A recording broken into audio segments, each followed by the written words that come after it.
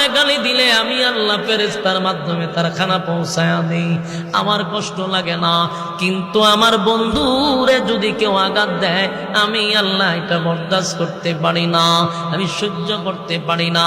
আবু লাহাব গালি দিছিল, কমপ্লিট সূরা আমি নাজিল করে তার বিরুদ্ধে দাঁড় করায়া দিছি। আপনার ব্যাপারে প্রতিবাদ করার কেউ নাই, আমি আল্লাহ স্বয়ং প্রতিবাদ করছি।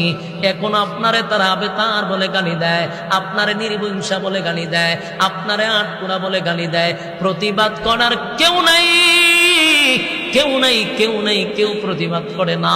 স্বয়ং আমি আল্লাহ প্রতিবাদ করলাম সূরা কাউসার নাজিল করে, ইন্না শানিআকা হুয়াল আবতার।